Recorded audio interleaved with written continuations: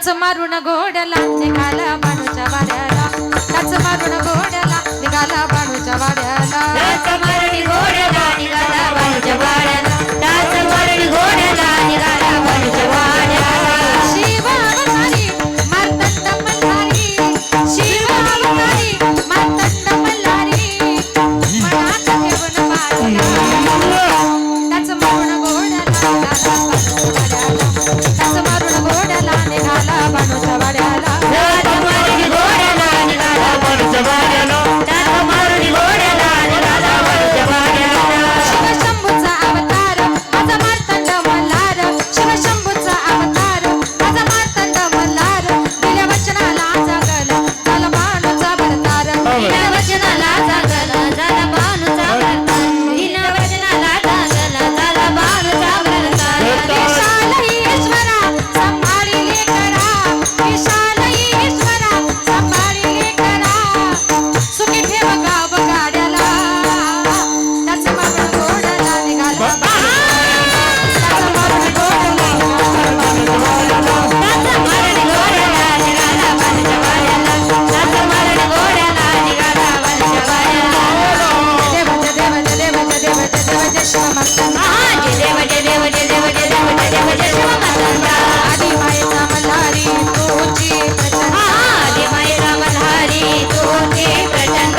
आकड धुम नकारा सोन्याची जेजुरी, देव गेले जेजुरा निळा घोडा, गडदुम नगारा सोन्याची जेजुरी, देव गेले जेजुरा निळा घोडा. आकड धुम नकारा सोन्याची जेजुरी, देव गेले जेजुरा निळा घोडा, पांडुले तोडा कमरी करकटा कठीण मस्तकी तोरा, खोबऱ्याचा कुटका भंडाऱ्याचा भडका, बोल अहंकारा सदानंदाचा येळ कोण, सदानंदाचा येळ कोण.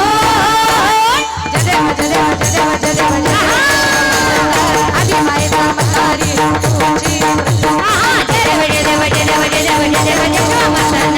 आदि मायेचा मल्हारी तुझी प्रचंड. आंबाबाई लाड लाड ये ग, आंबाबाई लाड लाड ये ग, काग दरिला सराग, दरिला सराग, दरिला सराग दरिला दरिला सराग दरिला. तुझ्या सत्वाची कडी आंबाबाई, तुझ्यासाठी मी आलो पायी पायी, तुझ्या सतवाची खरी अंबाबाई, तुझ्यासाठी मी आलो पायी पायी. सत्वाची खरी आंबाबाई, तुझ्यासाठी मी आलो पायी पायी. तुझ्या सतवाची खरी अंबाबाई, तुझ्यासाठी मी आलो पायी पायी. पुढं पुढं पुढं पुढं तुझ्या मागं काग धरला, दरिला सराग, दरिला सराग, दरिला सराग. दरिला सराग दरिला दरिला सराग दरिला सराग. येळकोट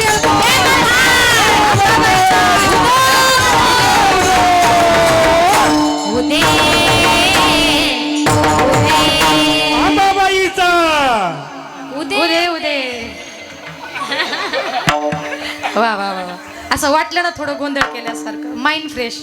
का बघा, या जगामध्ये खंडेराया म्हणजे आपलं कुलदैवत आहे, आणि शेवटी शेवटी आपण एवढा 8 दिवसाचा नाम सप्ताहाचा कार्यक्रम आयोजित केलाय, महाराष्ट्रातून नामवंत कीर्तनकार बोलवलेत. मग त्या खंडेरायाला, त्या देवी मातेला, अंबा मातेला सुद्धा आपल्या कार्यक्रमाला बोलवलं पाहिजे का नाही महिला मंडळ. मी एवढं म्हटले, मला वाटतं एक तरी अंबाबाई येईल, पण कुणीच आली नाही. असो, पण ते बरं झालं तसं. नाही तर एका गावात कीर्तनाला गेले, लोक म्हटले ताई म्हणा, मनात तिकडून एक जगदंबा अशी धावत आली. म्हटलं मावशी थांबा थांबा, म्हटली का ती स्टेजवर पळत आली आणि माझा माईकच घेतला.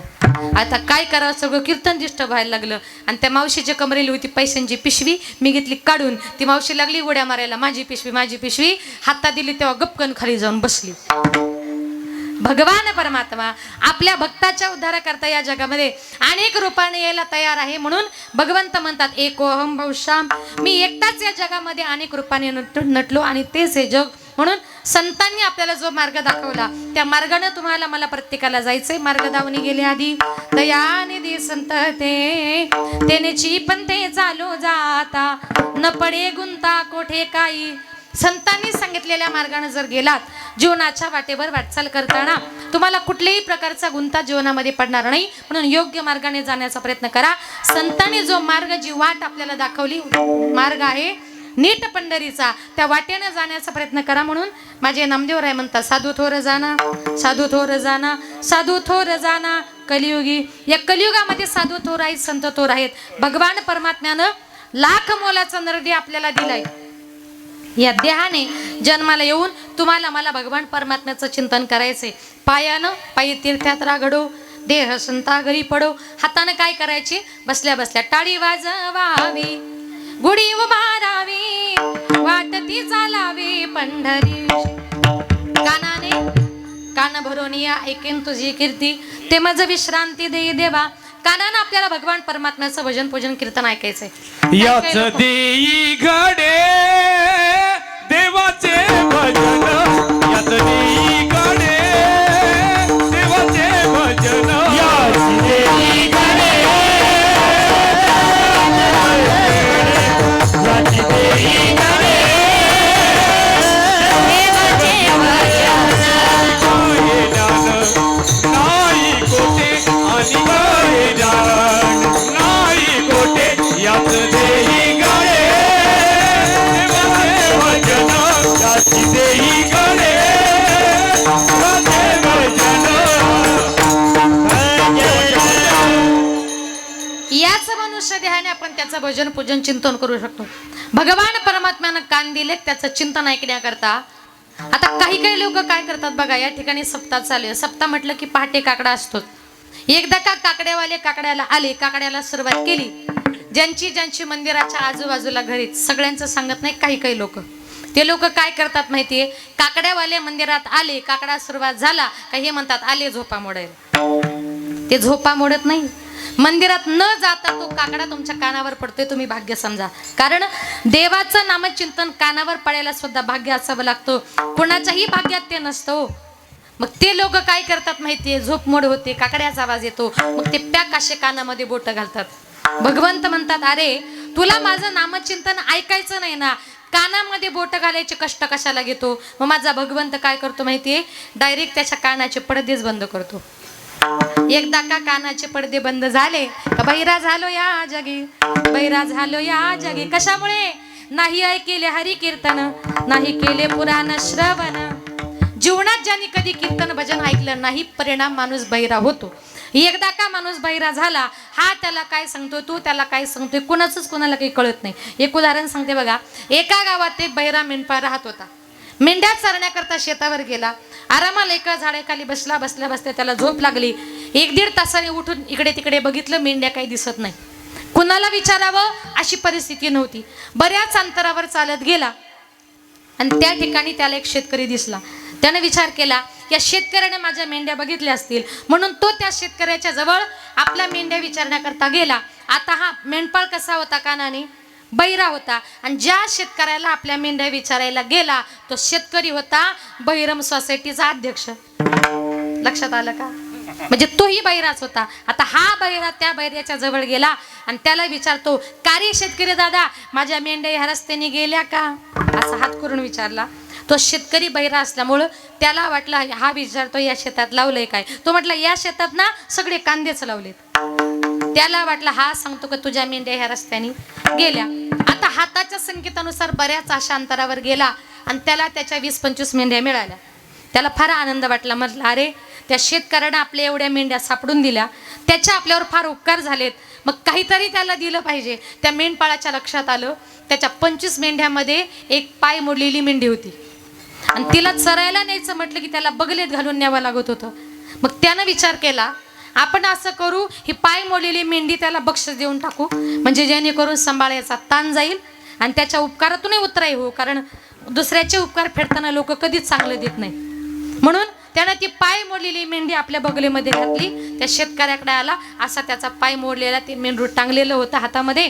त्या शेतकऱ्याच्या जवळ गेला आणि त्या शेतकऱ्याला म्हणतो, शेतकरी दादा, अरे तू माझ्या एवढ्या 20-25 मेंढ्या सापडून दिल्या, म्हणून तुला ही मोडकी मेंढी बक्षीस म्हणून घे. तो शेतकरी बाहेर असल्यामुळं त्याला वाटलं हा सांगतो का तू माझ्या मेंढ्याचा पाय मोडला. तो म्हणतो, अरे बाबा, अरे मी तुझ्या मेंढ्याच पाहिल्या नाही तर मी तुझ्या मेंढ्याचा पाय मोडू कशाला. आणि हा याला काय सांगतो, तू माझ्या एवढ्या 20-25 मेंढ्या सापडून दिल्या, म्हणून तुला ही मोडकी मेंढी बक्षीस म्हणून घे. 1 तास झालं, 2 तास झालं, भांडण काही मिटेना. म्हणे चला गावच्या पाटलाकडे. म्हणून दोनही बहिरे भांडण मिटवण्याकरता त्या गावच्या पाटलाकडे गेले.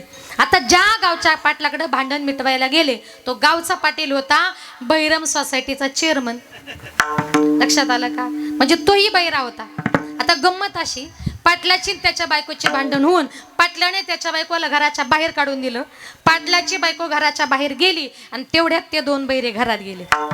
एक जण म्हटला, पाटील साहेब, अहो यानं माझ्या एवढे 20-25 मेंढ्या सापडून दिल्या, म्हणून मला ही मोडकी मेंढी बक्षीस देण्यासाठी आलो. दुसरा म्हटला, पाटील, अहो मी याच्या मेंढ्याच पाहिल्या नाही तर मी याच्या मेंढ्याचा पाय मोडू कशाला. पाटील म्हटला, तुम्ही दोघांनी मला कितीही जरी सांगितलं पण मी काय माझ्या बायकोला घरात घेणार. दृष्टांत संपला. भगवान परमात्म्यानं लाख मोलाचा नरदेह दिलाय. या कानाने काहीतरी वाईट श्रवण करण्यापेक्षा देवाचं चिंतन श्रवण करा. डोळ्यानं काय पहा, डोळे डोळे तुम्ही घ्या रे सुख.